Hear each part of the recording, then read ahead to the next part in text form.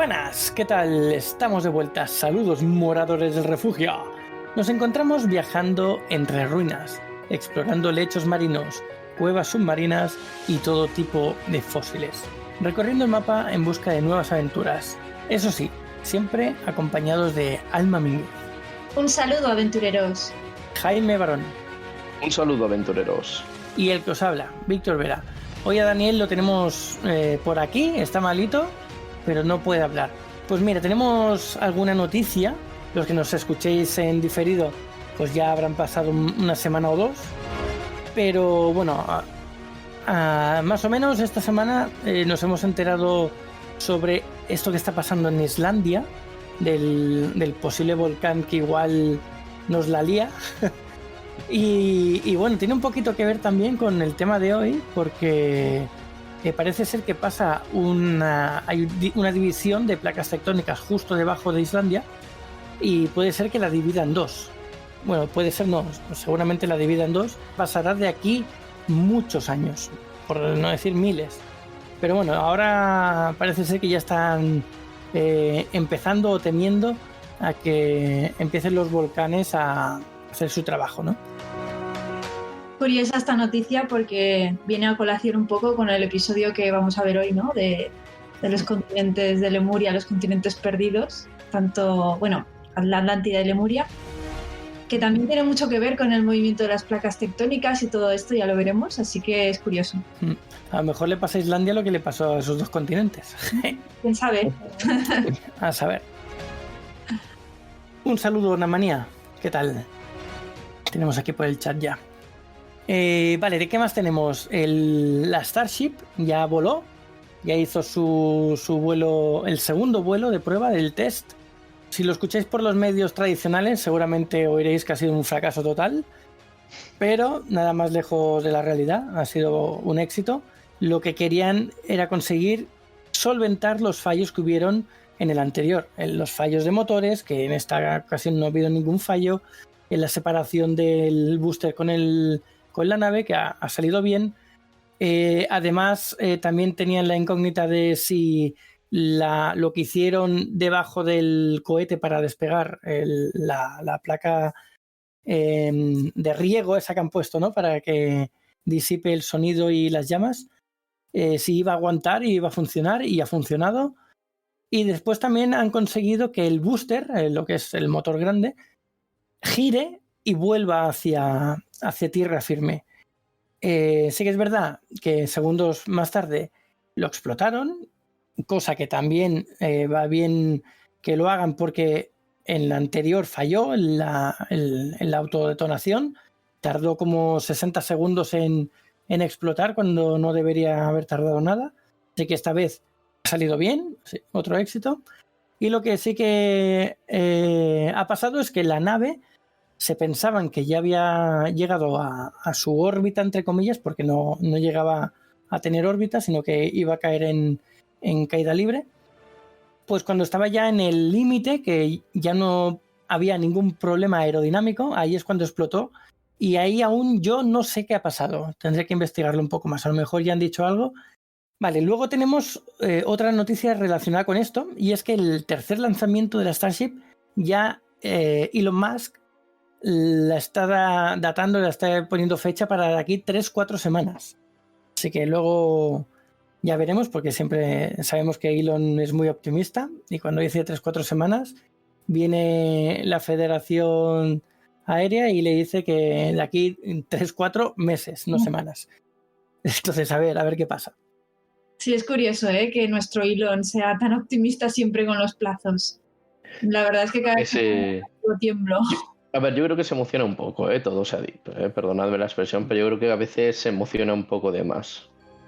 No, lo que pasa es que él pone tiempos en los que ellos estarán listos. Entonces, claro, que ellos estén listos que les dejen lanzarlo es un mundo diferente.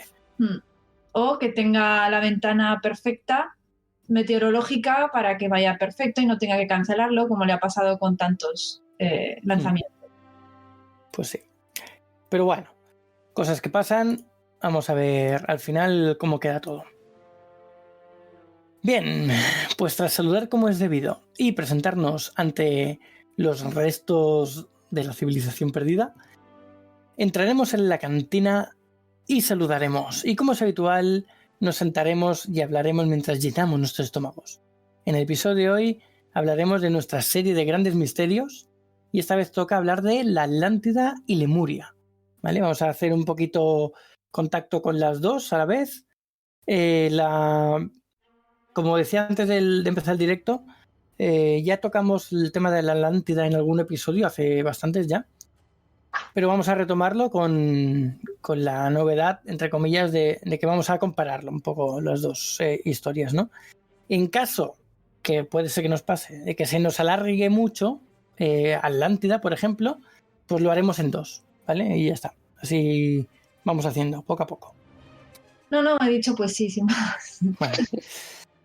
Vale, pues los textos de Platón señalan la geografía de la Atlántida como escarpada, a excepción de una gran llanura de forma oblonga de 3.000 por 2.000 estadios. Los anfiteatros, básicamente. Los anfiteatros, sí, justo.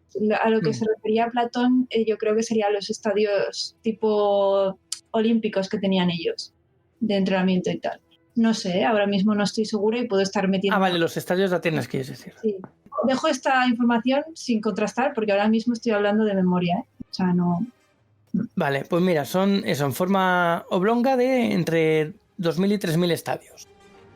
Poco menos de 2.000 kilómetros cuadrados rodeada de montañas hasta el mar.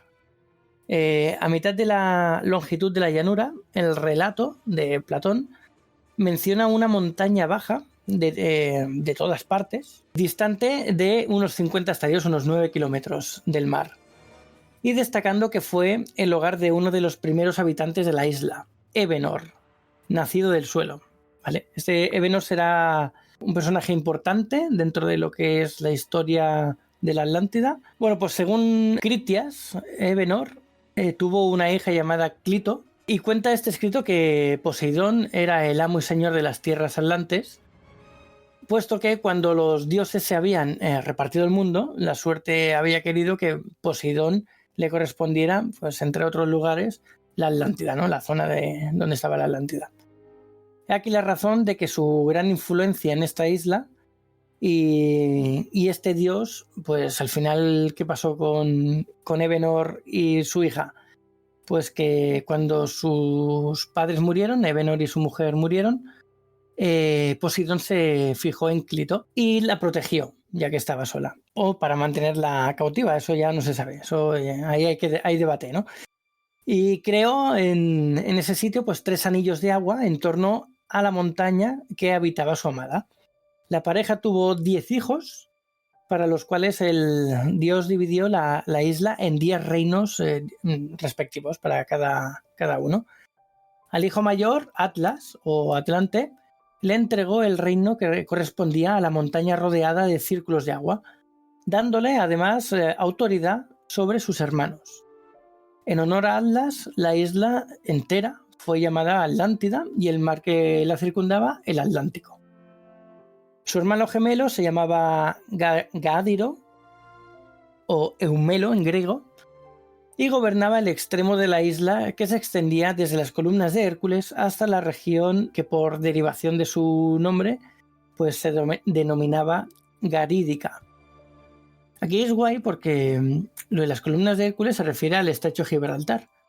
Entonces hay muchas o un par de teorías que sitúan la Atlántida precisamente ahí, en España, en la zona de Cádiz, donde estaban el pueblo Tartesos, y bueno, estaba muy cerquita, por lo que se dice. Después hay otras historias que lo mandan hacia el norte, a Dinamarca, Inglaterra. Y bueno, hay muchas historietas, ¿no? De por dónde estarían todas estas cosas. Se dice además que la propia Atlántida también estaba, ya no en la isla esta que hemos mencionado ahora, sino donde está ahora el Parque Natural de Doñana. Y que además, por eso, por ser un parque natural, no pueden entrar a hacer excavaciones y no pueden investigar para desmentir o cerciorarse de que realmente estaba ahí. A ver, yo una vez en un escrito pareció leer que la Atlántida tenía la capacidad de moverse, entonces puede ser que en un momento dado estuviera ahí y se desplazara al Reino Unido, o sea que no sé. A ver, es que la Atlántida ha tenido tantas ríos de tinta, ¿no? Sobre ella, que ya no podemos ubicarla. Digamos que los emplazamientos que ha dicho Víctor son algunos de los que se les ha dado, pero hay más. Incluso se habla de que en la ruta desde las islas hacia el continente americano hubo comercio atlante, con lo cual también se habla de que en esa zona podía estar el continente, que no era un continente, era una isla sumergida, ¿no? Pero lo más seguido primariamente es lo que ha dicho al principio, que son estas columnas de Hércules. ¿Por qué? Porque es lo que sale en los escritos de Platón, que bueno, tenemos que tener en cuenta que los escritos de Platón, esto ya lo dijimos cuando hablamos en el episodio de la Atlántida, que por cierto, si queréis oírlo un poco en detalle, ahí lo tratamos muy bien. Son escritos que Platón desarrolló en base a lo que le contó Critias, de lo que le contó a Critias alguien que conoció en los caminos. O sea, quiero decir, son historias de historias de historias, pero a partir de ahí pues se hizo toda una serie de folclore, una serie que, claro, como aparece en los tratados de Platón, pues se le da pues mucha fuerza, ¿no? ¿Qué habla Platón en estos tratados? Pues describe una sociedad atlante que se situaría, pues eso, cerca de las columnas de Hércules. Es una sociedad militarista, no es una sociedad pacífica. La efigie que siguen es el toro, por eso también se ha adscrito lo que es la Atlántida a la antigua Creta, a la civilización minoica. Es uno de los emplazamientos que se le atribuyen. Entonces, claro, también se describe la ciudad bastante bien en los tratados de Platón, y como ha dicho Víctor, sería una ciudad de carácter circular, que además esto nos adscribe también a la teoría de Tartesos, que en Tartesos encontramos restos arqueológicos con efigies de piedra, con grabados de una especie de ciudad de forma circular, ¿no? Y con la efigie de un guerrero. No sé si lo habéis visto, pero si lo buscáis por internet lo encontraréis. Es súper interesante porque se ve pues, el grabado de lo que sería una especie de ciudad, ¿no? Con sus círculos concéntricos, y un guerrero, que es lo que describiría el mismo Platón. Digamos que toda esta sinergia pues ha dado bastante credibilidad desde el punto de vista histórico, que siempre va a ser pseudocientífico, obvio, porque no se han encontrado restos arqueológicos ningunos de la Atlántida, pero le ha dado este trasfondo que todavía hoy sigue muy en boga. Como hemos visto, incluso hay personajes muy conocidos que se han embarcado en expediciones para desentrañar el misterio de la Atlántida, como puede ser nuestro querido director de Avatar, que se embarcó también en este viaje. A mí me encanta este hombre porque realmente es un aventurero, ¿no? El Cameron. Cameron. A ver, eso sí, ha tardado mucho tiempo en hacer la segunda película. Perdonar el inciso esto, pero ya podemos continuar, ¿eh? O sea, solamente que tenía que decirlo. Lo siento mucho. Bueno, ya está la tercera hecha, así que... Sí. También. Ahí este sí que ha pegado un buen sprint. Ahí parece que ha recuperado un poco. Bueno, pues como decía, pues eso, de la Atlántida todavía está muy asentado todo este folclore, ¿no? ¿Por qué? Pues porque incluso hay arqueólogos, como hemos visto en lo que ha retratado de Doñana, que arqueólogos bastante conocidos que defienden con fuerza la teoría de que la Atlántida está ahí, está en Doñana, ¿no? Entonces es bastante fuerte, a diferencia de lo que veremos un poquito con Lemuria, que se hunde más en el misticismo y en la duda y en la pseudociencia, aunque los dos se tratan de grandes misterios, aunque los dos, digamos que la teoría de Atlántida goza un poquito más de peso desde este punto de vista. Sí, los atlantes, por lo que se ha dicho, bueno, están mucho más... Se iban más a lo militar, como decías, pero también a lo tecnológico, a diferencia de los de el de los lemurianos, que luego veremos que están más pegados a lo que es las energías y el ascenso espiritual y todo esto, que bueno, que también ya no solo Lemuria, sino también Atlántida tiene su historia o su parte mística o de esto, de energías, ¿no? Porque se dice también que cuando los atlantes evolucionaron tanto tecnológicamente que consiguieron, gracias a la tecnología, ya dar el salto a mejorar su dimensión, de pasar de tercera dimensión a cuarta o quinta, pues justo en ese momento fue cuando se les torció todo el tema, les explotó en la cara, nunca mejor dicho, según la historia esta, y volvieron a sus orígenes y perdieron pues todo, ¿no? Se perdió toda la tecnología, todos los avances y pues por lo que parece también toda la cultura y todos los escritos, todo lo que tenían lo perdimos, ¿no? Y según dicen nosotros seríamos, o sea, sus sucesores, es que no lo he dicho aquí en directo, estoy con gastroenteritis y me duele todo, no puedo ni pensar. Entonces me vais a escuchar decir muchas barbaridades hoy. Pues somos sus sucesores y entonces se dice que claro, nosotros como atlantes en el futuro tenemos que volver a conseguir esa tecnología que teníamos, ¿no? También se dice que en el tema energético que los que nos mandan por ahí arriba, que se ha dicho muchas veces que hay naves madres por ahí vigilándonos para que no nos pase nada, pues también estaban en esa época cuando a los atlantes les pasó esto. Y se ve que nos dieron una oportunidad de volver a conseguirlo tecnológicamente, pero volviendo muy atrás en esto, en la evolución, ¿no?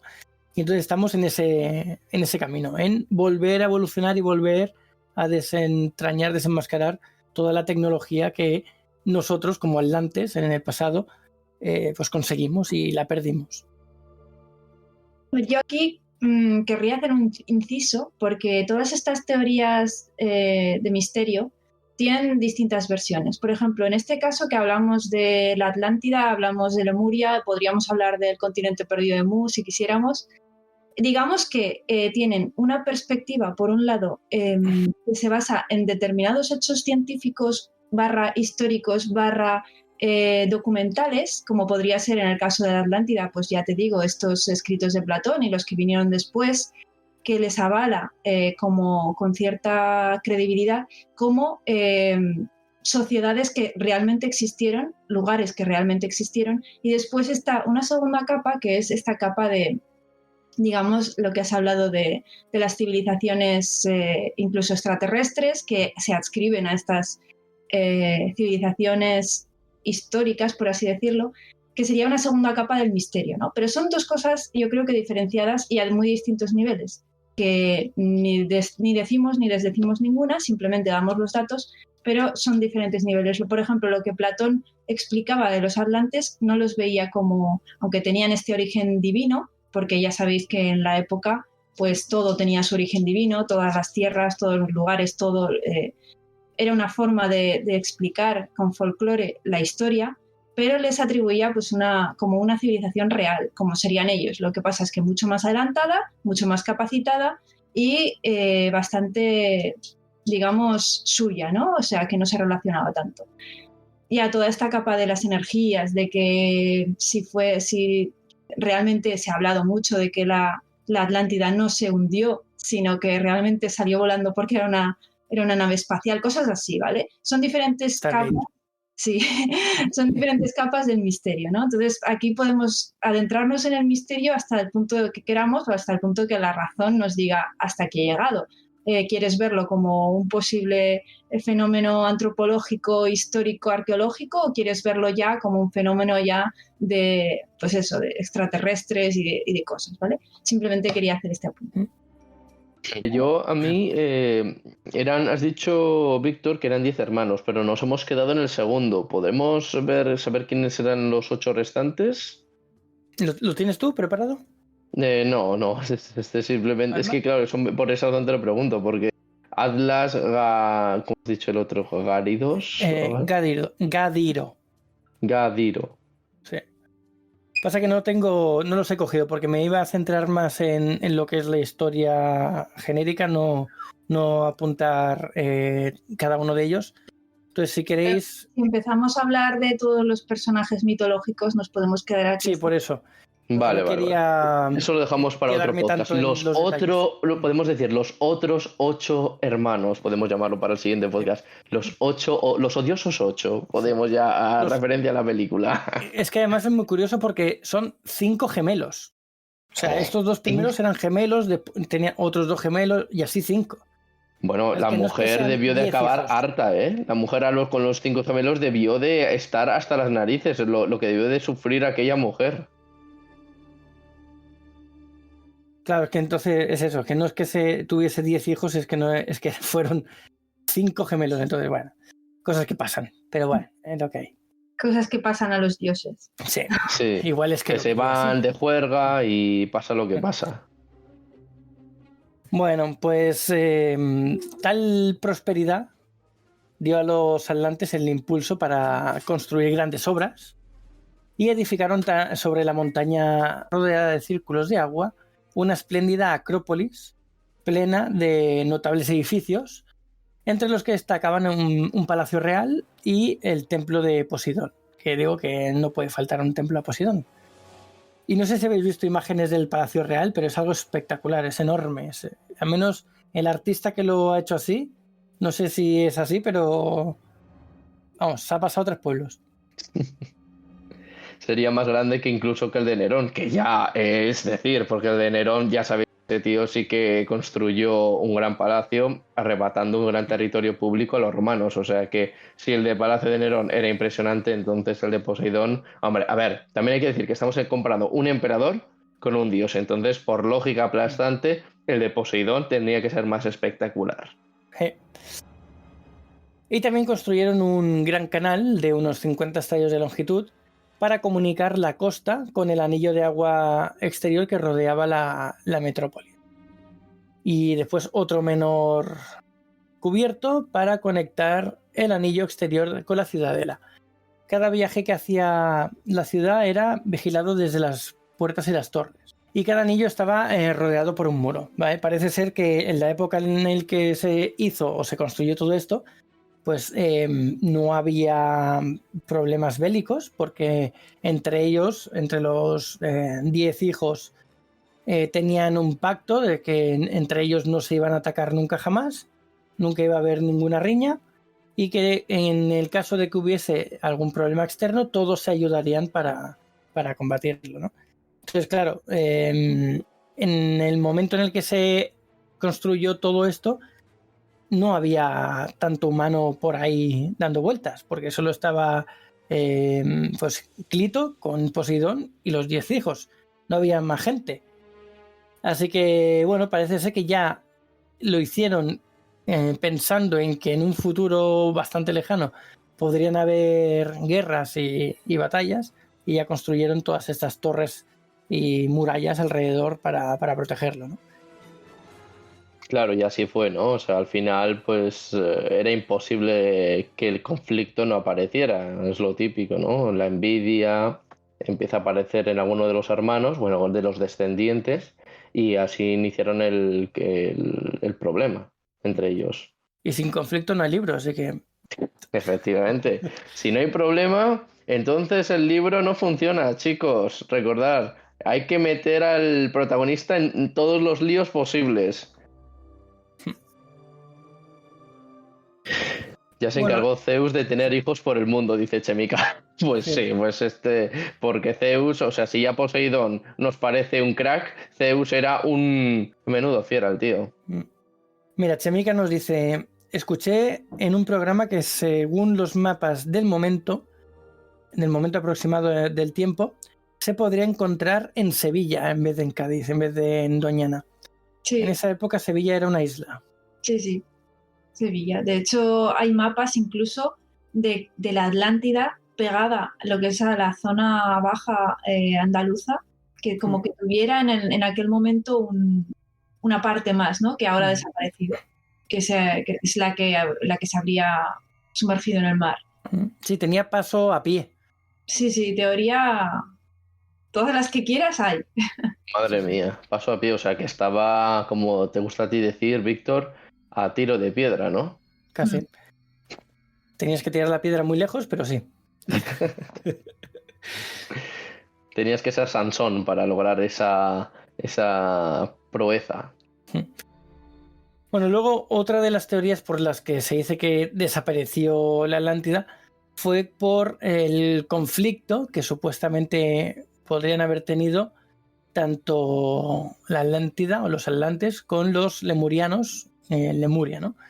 Entonces, parece ser que no descartan una guerra nuclear de aquella época y que por culpa o gracias a eso, pues se hiciesen desaparecer ambos, ¿no? Quedando algún atlante por ahí vivo y algún lemuriano por ahí vivo también. La nuclear. Sí, nuclear, dicen, ¿eh? O sea que ya había esa tecnología en el pasado, pero por lo que he dicho antes se perdió. Esa es la parte que te he dicho que es otro nivel. O sea, esa ya no la conocía. Lo de que los atlantes poseyeran tecnología nuclear, eso yo no lo sabía. Y los lemurianos también. Pero eso es un poco extraño, ¿no? O sea, eso es un poco extraño porque, o sea, según lo que tengo entendido, o sea, bueno, por lo que tú has dicho al principio, los atlantes se especializaron más en el uso de armas, que, vale, me parece muy bien, pero los lemurianos se especializaron más en el arte espiritual. Entonces me choca bastante que, pues que los lemurianos también tuvieran un arma capaz de, bueno, de hundir toda una isla, ¿no? De hacerla desaparecer. Bueno, igual lo suyo no era un arma atómica, sino que era un arma espiritual, el rayo de luz. Y ¡Rayo luz infinita! Un rayo energético proveniente del sol que dirigieron directamente hacia la Atlántida.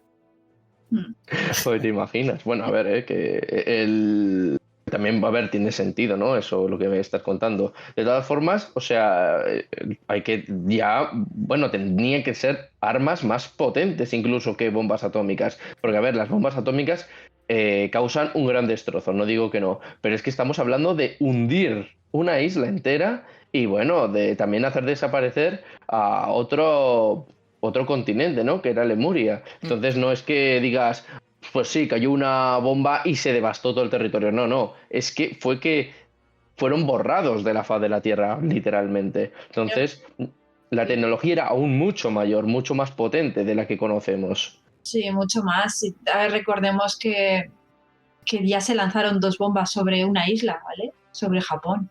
Uh-huh. No hundieron la isla, no tienen esa capacidad, o sea que sí. A ver, pero tengamos en cuenta que toda esta teoría es la teoría de los astronautas ancestrales. ¿Qué teoría es esta? Esto es la teoría de que en el pasado remoto de la humanidad, sobre todo en las civilizaciones primigenias, la civilización humana tuvo encuentros con razas extraterrestres que bajaron a la Tierra y ofrecieron su sabiduría y a veces pues no tanto sabiduría a los seres humanos. Y aquí es donde encontramos pues que todas las pirámides eran plataformas de aterrizaje de naves, de que los lemurianos eran extraterrestres de tal, que esa es la teoría de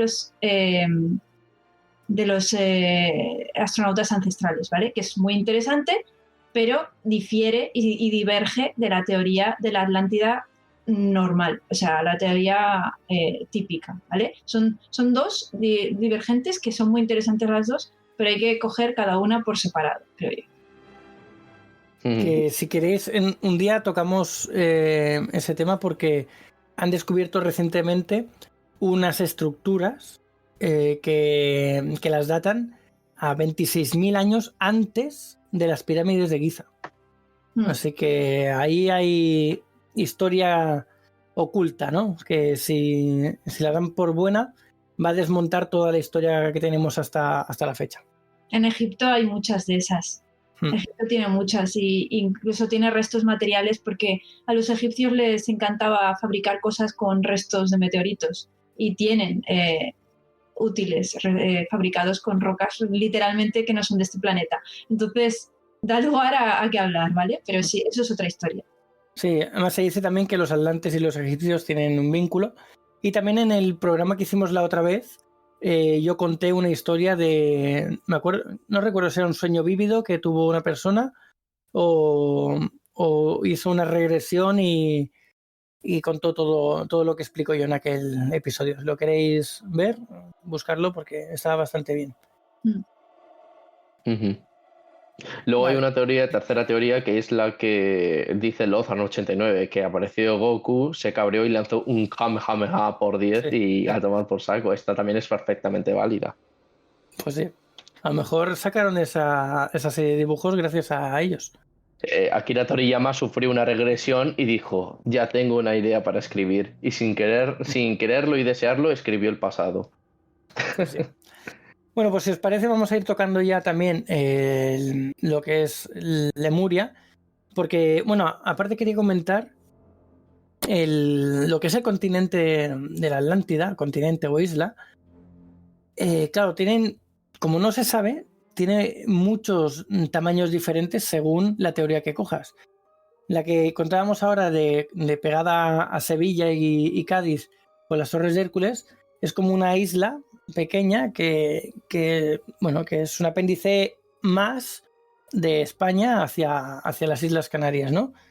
Pero hay otros que lo plantan en mitad del Océano Atlántico y ocupan casi todo el Océano Atlántico. O sea que casi que toca África con América del Norte, del Sur y España otra vez.